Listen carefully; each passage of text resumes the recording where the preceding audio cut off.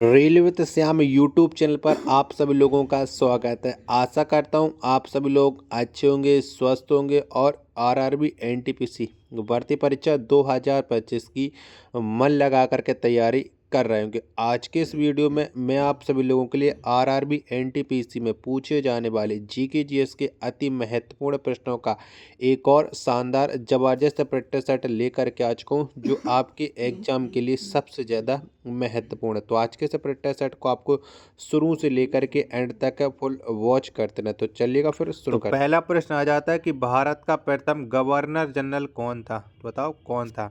तो भारत का जो प्रथम गवर्नर जनरल था वो था लॉर्ड विलियम बेंटिंग, यानी एक का सी ऑप्शन करेक्ट आंसर हो जाएगा। नेक्स्ट प्रश्न आ जाता है प्रश्न संख्या 2, किस अनुच्छेद के तहत कहा गया कि संघ की शक्ति राष्ट्रपति में निहित होगी। तो बताओ इसकी ये कौन से अनुच्छेद में कहा गया है। तो बताओ फटाफट से। तो अनुच्छेद 53 में कहा गया है कि संघ की शक्ति राष्ट्रपति में निहित होगी, यानी 2 का डी ऑप्शन करेक्ट आंसर हो जाएगा। नेक्स्ट प्रश्न आ जाता है प्रश्न संख्या 3 है कि भारत में कंपनी के अधीन प्रथम गवर्नर जनरल कौन हुआ। तो बताओ कौन था कंपनी के अधीन प्रथम गवर्नर जनरल। तो ये था वॉरेन हेस्टिंग्स, यानी 3 का ए ऑप्शन करेक्ट आंसर हो जाएगा। प्रश्न संख्या 4 आ जाता है कि ईरान का नेपोलियन किसे कहा जाता है। तो बताओ किसको कहते हैं ईरान का नेपोलियन। तो ये कहा जाता है नादिर शाह को। 4 का बी ऑप्शन राइट आंसर हो जाएगा। 5वें नंबर का प्रश्न आ जाता है कि भारत का नागरिक मूल अधिकार का हनन होने पर किस अनुच्छेद के तहत सर्वोच्च न्यायालय में अपील कर सकता है। तो बताओ कौन सा अनुच्छेद के तहत कर सकता है। प्रश्न संख्या 5 का राइट आंसर क्या हो जाएगा। तो ये अनुच्छेद 32 के तहत कर सकता है, यानी 5 का बी ऑप्शन राइट आंसर हो जाएगा। 6वें नंबर का प्रश्न आ जाता है कि भारत के नागरिक मूल अधिकार का हनन होने पर किस अनुच्छेद के तहत उच्च न्यायालय में अपील कर सकता है। तो बताओ कौन से अनुच्छेद के तहत उच्च न्यायालय में अपील कर सकते हैं अगर भारत के नागरिक के मूल अधिकारों का हनन किया जा रहा है। यानी 6वें प्रश्न का राइट आंसर क्या हो जाएगा। तो ये अनुच्छेद 226 के तहत अपील कर सकते हैं। 6वां का सी ऑप्शन करेक्ट आंसर हो जाएगा। नेक्स्ट प्रश्न आ जाता है प्रश्न संख्या 7 है कि भारत का सबसे बड़ा चिड़ियाघर कौन है। तो बताओ कौन सा है। तो भारत का जो सबसे बड़ा चिड़ियाघर है वो है सेंट कैथेड्रल। 7 का डी ऑप्शन करेक्ट आंसर हो जाएगा। 8वें नंबर का प्रश्न आ जाता है कि टंगस्टन का गलनांक लगभग कितना होता है। तो बताओ कितना होता है। 8वें प्रश्न का राइट आंसर क्या हो जाएगा। तो टंगस्टन का जो गलनांक है वो 3500 डिग्री सेल्सियस होता है, यानी 8 का बी ऑप्शन राइट आंसर हो जाएगा। वीडियो पसंद आ रही होगी तो प्लीज़ वीडियो को लाइक और चैनल को सब्सक्राइब जरूर कर लीजिएगा। 9वें नंबर का प्रश्न आ जाता है कि मानव शरीर का सर्वाधिक कोलेस्ट्रॉल बनाने वाला स्थान कौन है। तो बताओ कहाँ पर सबसे ज़्यादा कोलेस्ट्रॉल बनता है। तो ये बनता है यकृत में। प्रश्न संख्या 9 का डी ऑप्शन करेक्ट आंसर हो जाएगा। प्रश्न संख्या 10 आ जाता है कि राष्ट्रीय आपात के समय किस अनुच्छेद में दी गई स्वतंत्रता समाप्त हो जाती है। तो बताओ कौन से अनुच्छेद के तहत स्वतंत्रता समाप्त हो जाती है। प्रश्न संख्या 10 का राइट आंसर। तो अनुच्छेद 19 में दी गई स्वतंत्रता है वो राष्ट्रीय आपात के समय समाप्त हो जाती है। प्रश्न संख्या 10 का सी ऑप्शन राइट आंसर हो जाएगा। 11वें नंबर का प्रश्न आ जाता है कि नाटो की स्थापना कब हुई थी। तो बताओ कब की गई थी नाटो की स्थापना। तो ये 4 अप्रैल 1949 में नाटो की स्थापना की गई थी। 11वें प्रश्न का ए ऑप्शन करेक्ट आंसर हो जाएगा। 12वें नंबर का प्रश्न आ जाता है कि देश का पहला विद्युत संयंत्र की स्थापना कब हुई। तो बताओ कब हुई थी देश में पहले विद्युत संयंत्र की स्थापना। प्रश्न संख्या 12 का राइट आंसर। तो ये 1969 में की गई थी। डी ऑप्शन करेक्ट आंसर हो जाएगा। फटाफट से आप लोग के वीडियो को लाइक और चैनल को जरूर सब्सक्राइब कर लीजिएगा जब तक मैं आपको नेक्स्ट प्रश्न दिखा रहा हूँ। प्रश्न संख्या 13। तो बताओ 13वें प्रश्न का राइट आंसर क्या हो जाएगा। दक्षिण भारत की सबसे ऊंची चोटी कौन है। बताओ कौन सी है। तो दक्षिण भारत की जो सबसे ऊंची चोटी है वो है अनाईमुड़ी है, यानी 13 का ए ऑप्शन राइट आंसर हो जाएगा। 14वें नंबर का प्रश्न आ जाता है कि बिना ताज का बादशाह किसे कहा जाता है। तो बताओ किसको कहते हैं बिना ताज का बादशाह। तो ये जाने जाते हैं सुरेंद्र नाथ बनर्जी को कहा जाता है बिना ताज का बादशाह। प्रश्न संख्या 14 का सी ऑप्शन करेक्ट आंसर हो जाएगा।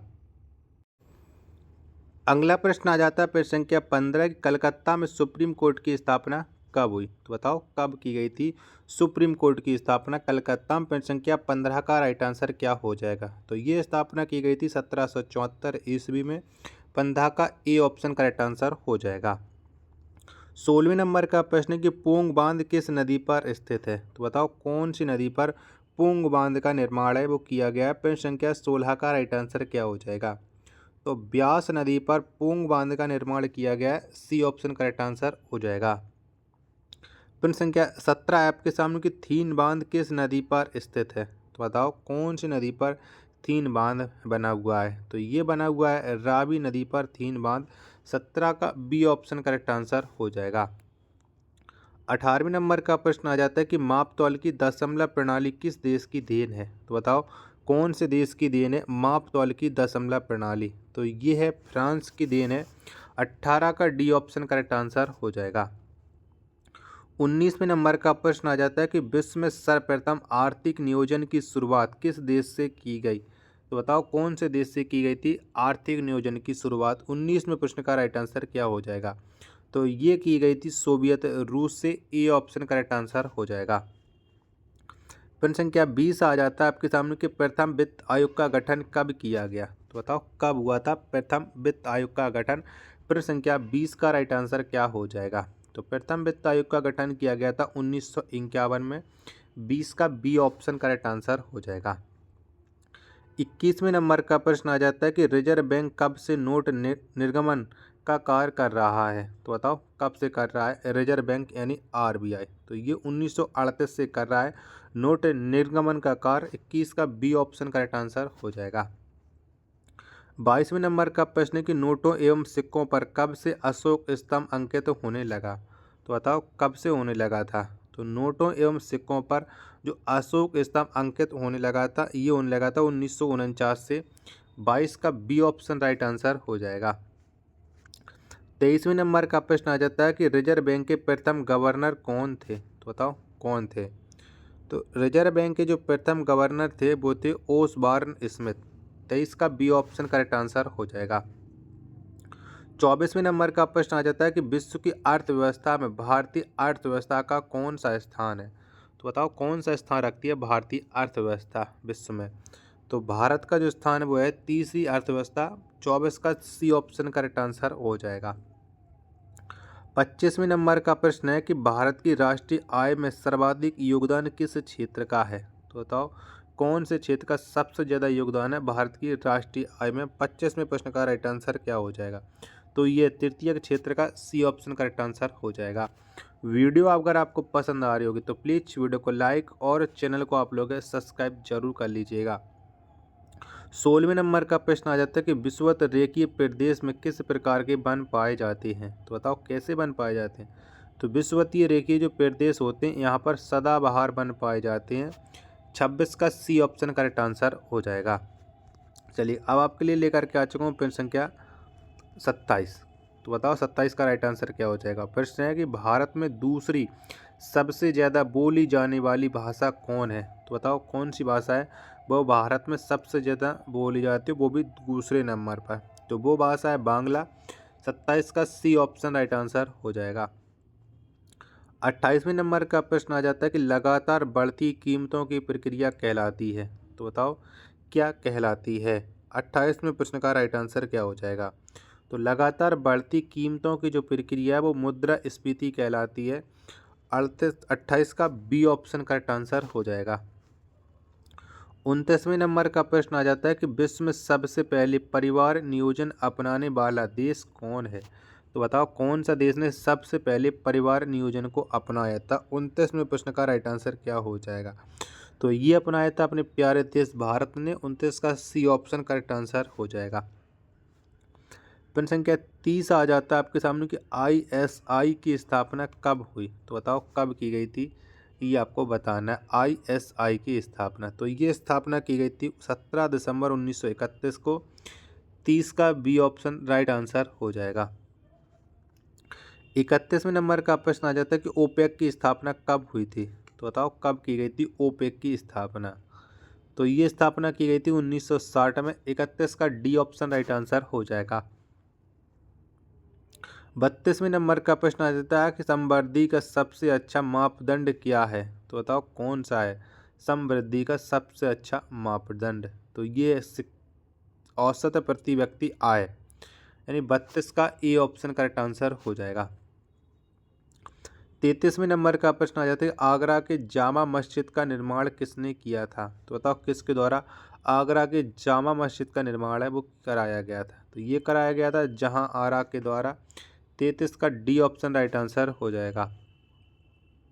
34वें नंबर का प्रश्न आ जाता है कि बोर्ड ऑफ रेवेन्यू की स्थापना किसके काल में हुई थी।